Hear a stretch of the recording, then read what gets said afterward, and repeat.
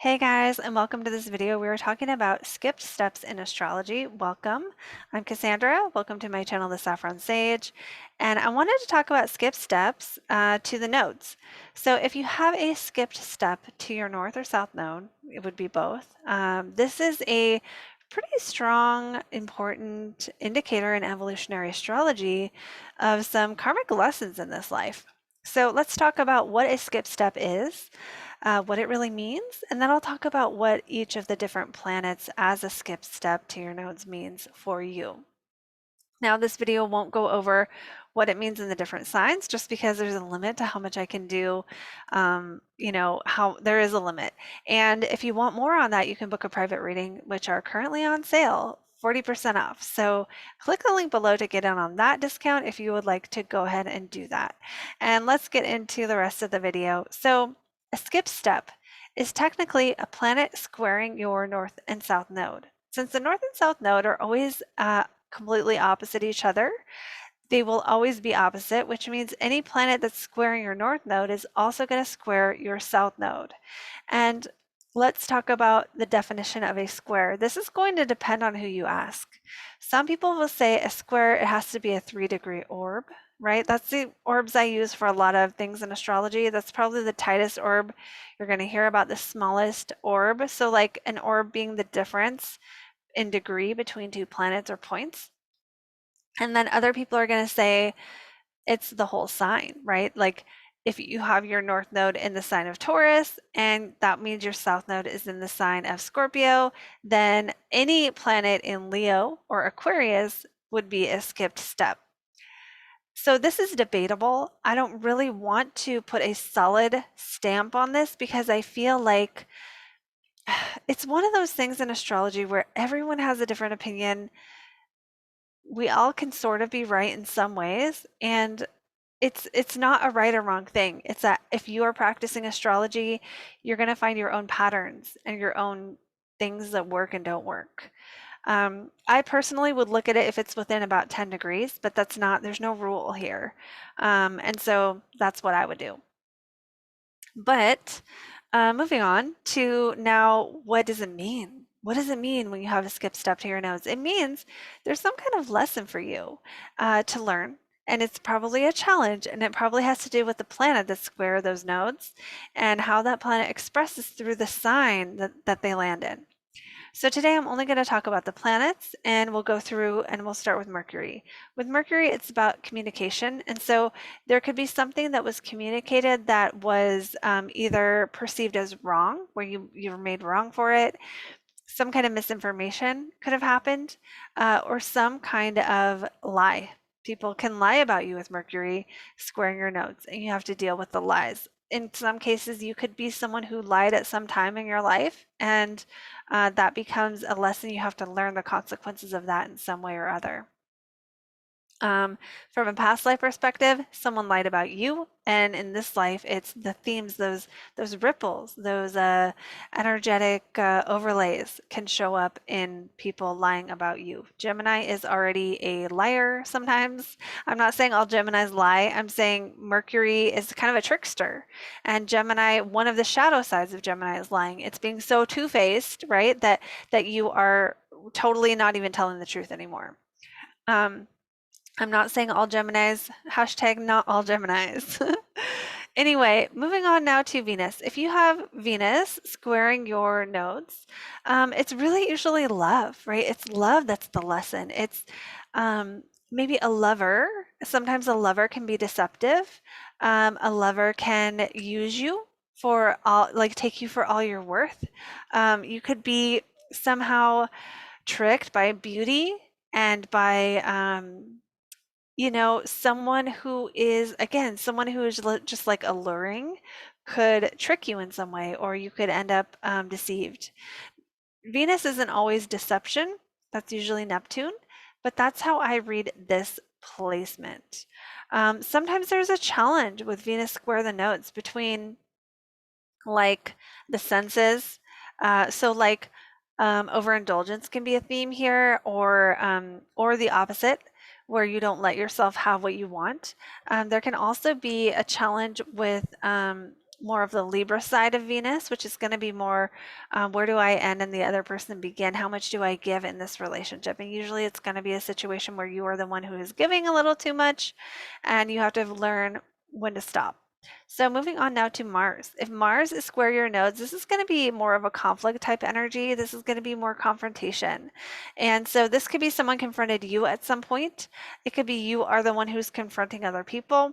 But there's a lesson to learn that has to do with being confronted or being too confronting, being too edgy, pushy, because Mars is like really, really the planet of like aggression and overstepping other people's boundaries. So either you overstep someone's boundaries at some point in time in your life and you have to learn the lesson of that, or someone has overstepped yours and maybe you have to learn how to have boundaries, how to stand up for yourself. This is really going to depend on the sign that it's in or the sign your nodes are in as well. So then, and then what's after Mars? I forgot the sun, so we'll do that now. The sun is going to be a challenge with authority, a challenge with maybe the father, a challenge with the own ego. So for some people, it can be like a self-esteem problem. For other people, it can be an authority challenges you and doesn't allow you to do something. For other people, it could actually be the authority doesn't make you, but you just trust them. And then you end up down the wrong path or down a path that isn't aligned for you, thinking that it's aligned because someone said, don't do this, and you just didn't do it. That's an example of how that can play out.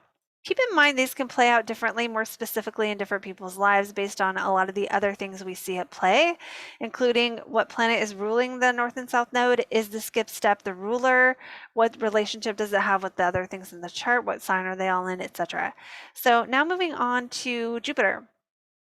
Jupiter squaring the nodes is the challenge of truth, really needing to speak your truth. And the truth with Jupiter isn't like the facts where Mercury is involved. It's more the truth of like what you believe and what is, what things mean to you.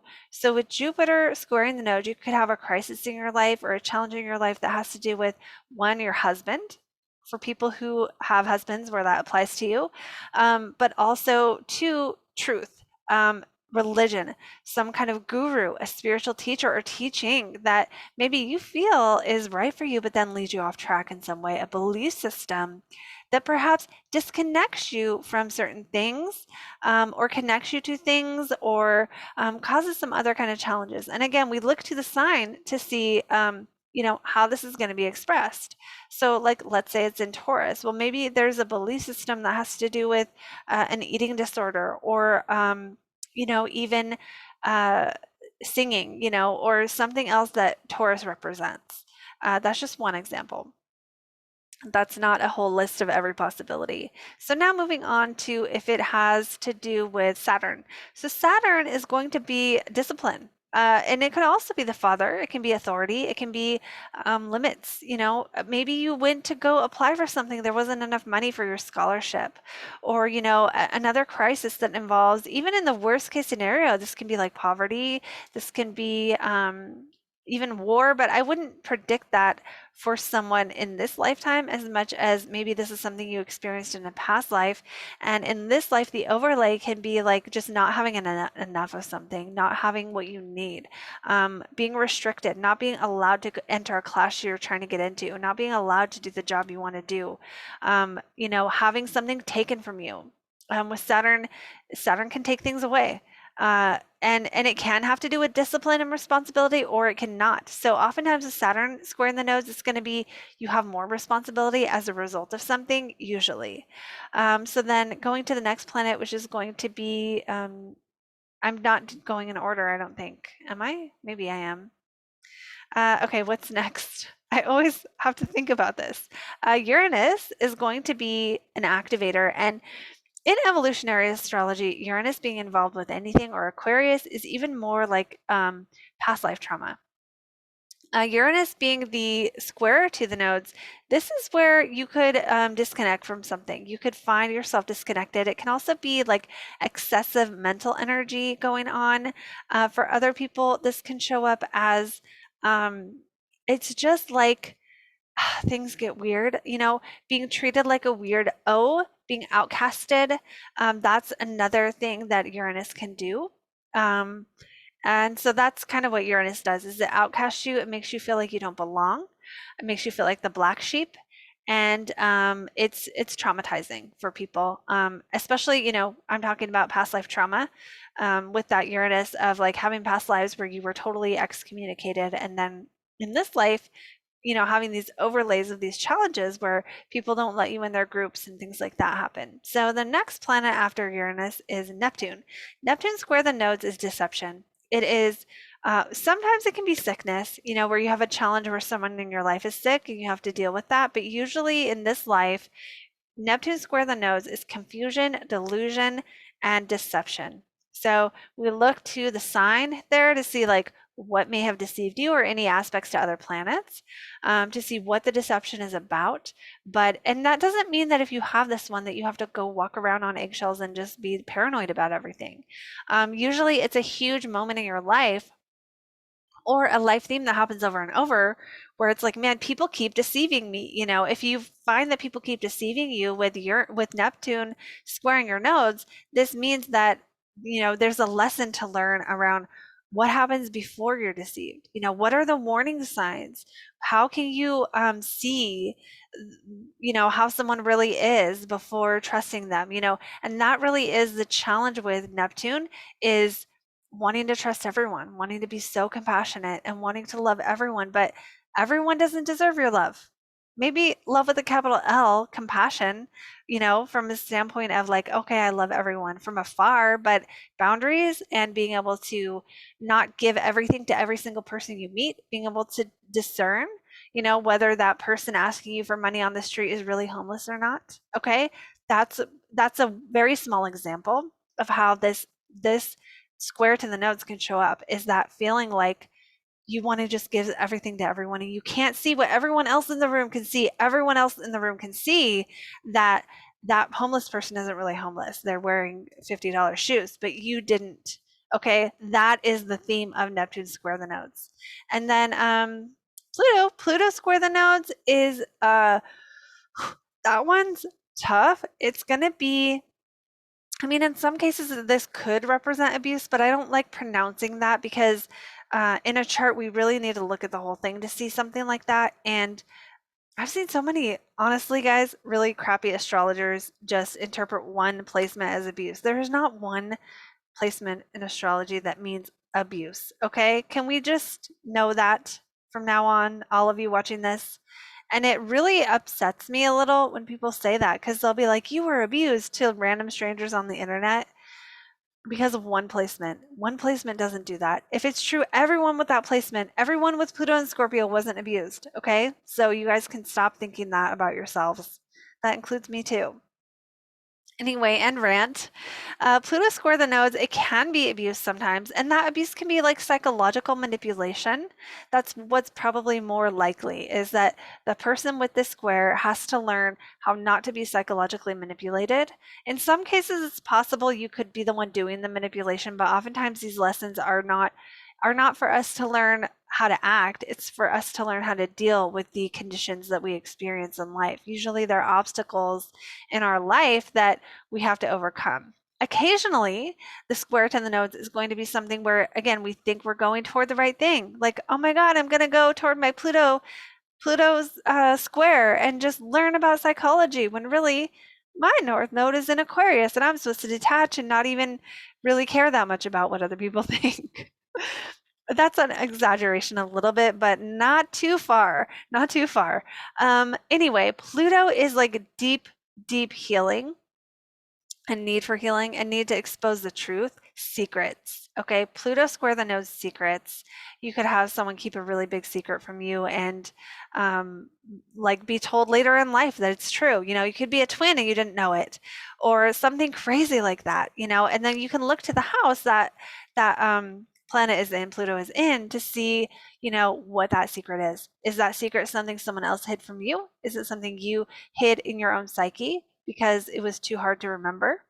And then someday you remembered it? Or is it something else where you're keeping a secret so it can show up in many different ways. So that's all I wanted to do for today. Actually, we can do Chiron because I know people are going to want to know about Chiron. Chiron is the wounded healer. Having Chiron squaring the nodes really doesn't tell us the evolutionary story of what happened.